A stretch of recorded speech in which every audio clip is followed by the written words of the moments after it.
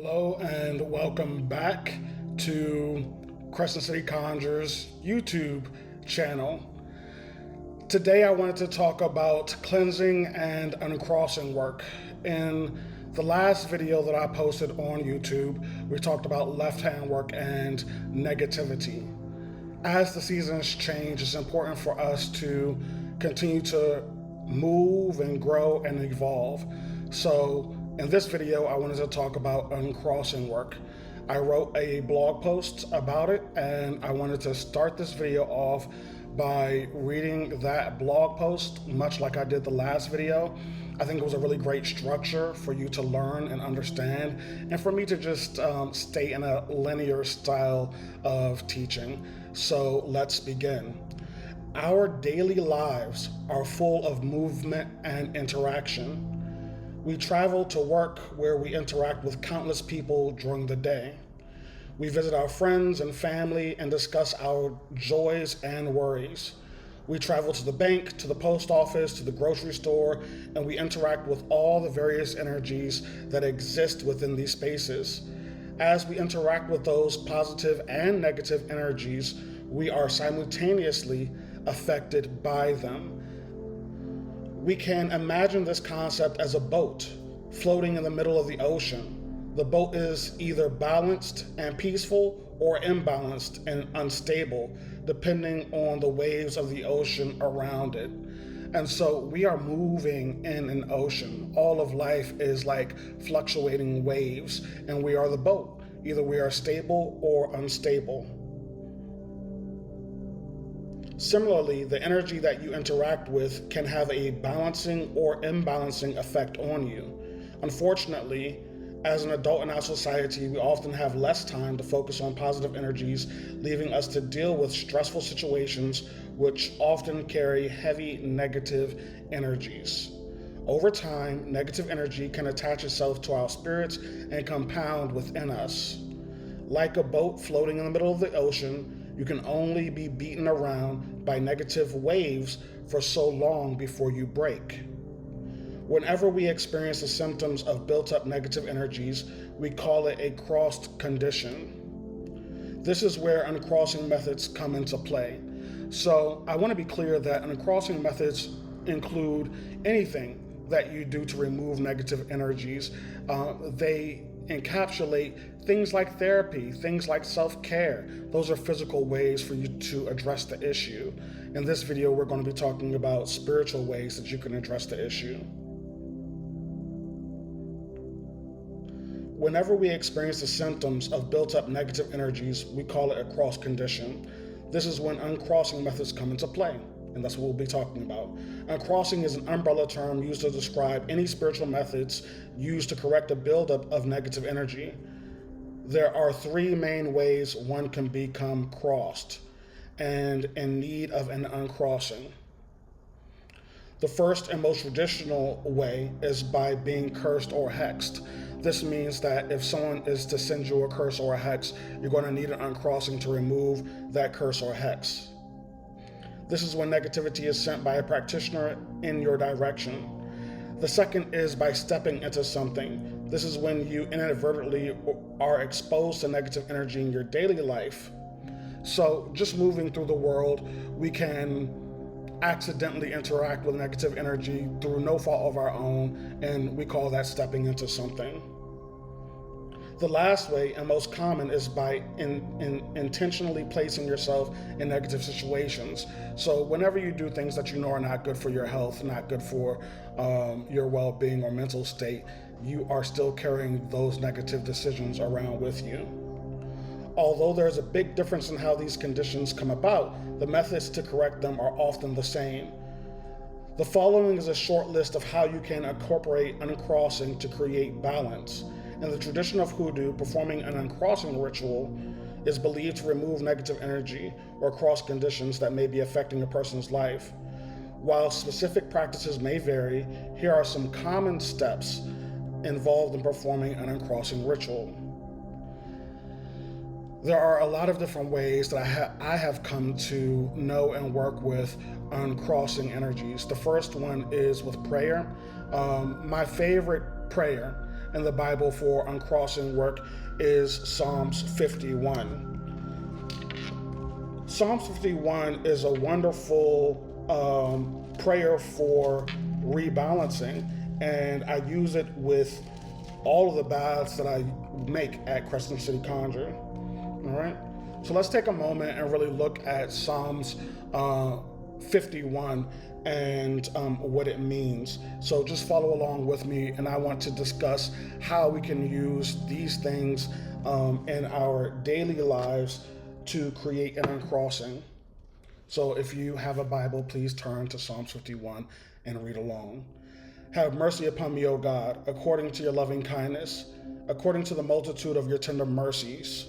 Blot out my transgressions, wash me thoroughly from mine iniquity, and cleanse me from my sin. So, of course, this is stating your intention. You want to be cleansed. For I acknowledge my transgressions, and my sin is always before me. And so, once again, we are saying, I acknowledge that that I am at fault, and I am willing and capable of doing something about it. Against you only have I sinned and done this evil in your sight, that you may be found just when you speak and blameless when you judge. So it means that I am guilty. Yes, I accept that I am guilty, that I am responsible for the choices that I have made in my life, and for that I have sinned against myself. Behold, I was brought forth in iniquity, and in sin my mother conceived me. I really like that part of Psalm 51 because it means that I'm human. I'm doing the best that I can. I was born into sin. Behold, you desire truth in the inward parts, and in the hidden part, you will make me to know wisdom. So when it comes to cleansing, this is not just about how people perceive you. This is more about how you perceive yourself, the hidden parts. The most important part is verse 7, in my opinion. It says, purge me with hyssop, and I shall be clean. Wash me, and I shall be whiter than snow. So this shows you and tells you how you can remove negativity from your life. Wash and hyssop. That is the spell. And that brings me to the next part of cleansing and uncrossing. Spiritual baths are perhaps the strongest way to remove negativity, in my opinion, because they are a direct reflect of what you're experiencing in the physical world. So when we step in negativity, it sticks on us like mud or tar, and so we want to wash that off, very kin to a shower. Make me hear joy and gladness, that the bones which you have broken may rejoice. So every part of me that I feel like is unholy, make them holy, make them sing, make them joyous. Hide your face from my sins and blot out mine iniquities. Don't worry about what I've done. I'm doing the best that I can. Turn away from it. Allow me to move forward scot-free. You're never going to be scot-free because the world that we live in requires balance, but you're just asking for perhaps a lighter sentence. Create in me a clean heart, O God, and renew a steadfast spirit within me. Do not cast me away from your presence, and do not take your Holy Spirit away from me. As a spiritual person, this is perhaps the most important message, and it says, don't take my gifts away from me. The more balanced you are within yourself, the stronger your gifts are going to be. If that's prophecy, if that's discernment, whatever it is, it becomes stronger once you are in alignment with yourself. So not being aligned with yourself will take those gifts away, and you're saying, do not take my gifts from me. Restore to me the joy of your salvation, and uphold me by your gracious spirit. Then I will teach transgressors your ways, and sinners shall be converted unto you. So, in my opinion, when you're using this verse, one important part of it is to tell people how grateful you are that you were able to remove yourself from negativity. Deliver me from the guilt of bloodshed, O God, the God of my salvation, and my tongue shall sing aloud of your righteousness. So once again, my tongue shall sing aloud of your righteousness. O Lord, open my lips, and my mouth shall show forth your praise. For you do not desire sacrifice, or else I would give it. You do not delight in burnt offerings. The sacrifices of God are a broken spirit, a broken and contrite heart. These, O God, you will not despise. So it's saying you don't have to offer bulls. You don't have to offer doves or pigeons or roosters or anything. You deciding to do something about the negativity in your life is the sacrifice. Your humility is the sacrifice. Do good in your good pleasure to Zion. Build the walls of Jerusalem. Then you shall be pleased with the sacrifices of righteousness, with burnt offerings and whole burnt offerings. Then they shall build on your altar. This whole Psalms 51, is an excellent prayer of self-observation. You are accepting the negativity in your life. You are saying, I am only human and I'm doing my best. And it also gives you an ingredient to use in a spiritual bath. Now that we've discussed what uncrossing is and how it can affect you in your life, I do want to jump right into a recipe for a spiritual bath. For this spiritual bath, you want to take about 10 cups of water and bring it to a simmer on your stove. I suggest that you have already invoked your ancestors. This means saying a prayer to your ancestors so that they will be there with you and assist you in the work. Of course, you want to get hyssop because that is mentioned in Psalms 51. And I suggest about 1 cup of hyssop. You want to do angelica root. I suggest about half a cup of each of the following herbs: angelica root, peppermint. You want to do just a pinch of rue.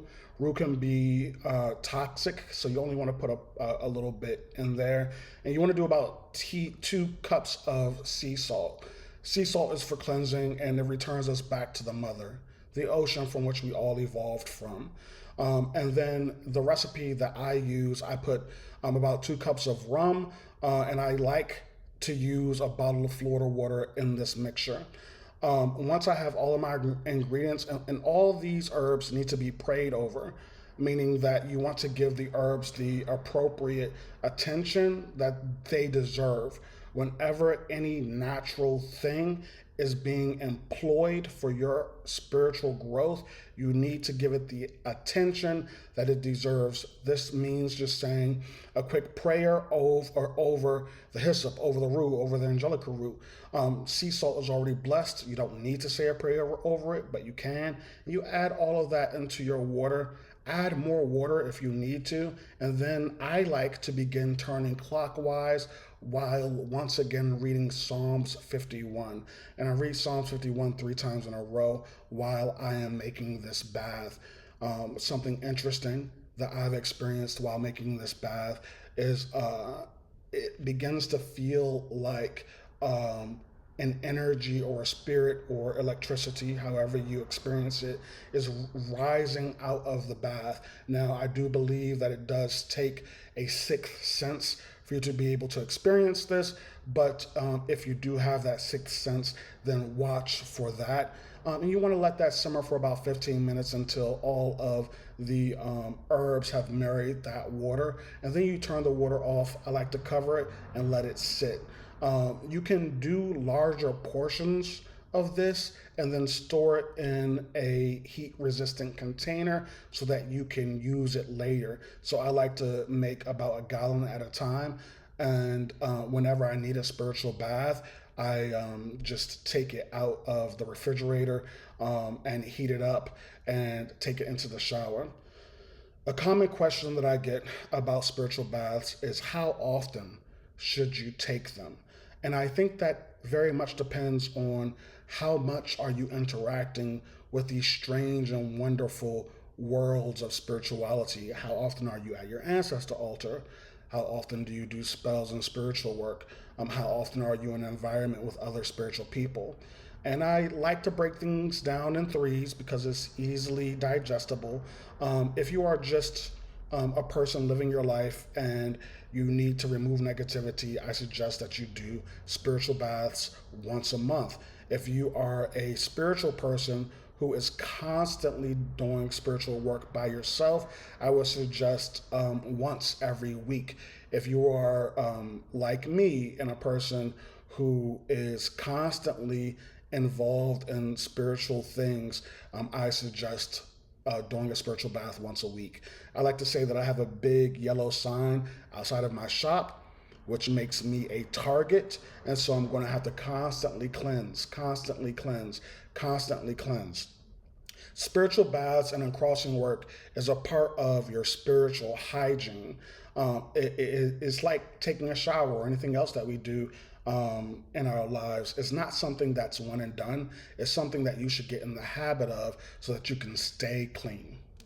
Okay, so now that you have your bath recipe, the question is, how do you know when you need an uncrossing work? What are some signs that you could look for to know when you need to be uncrossed? And then how severe is the issue?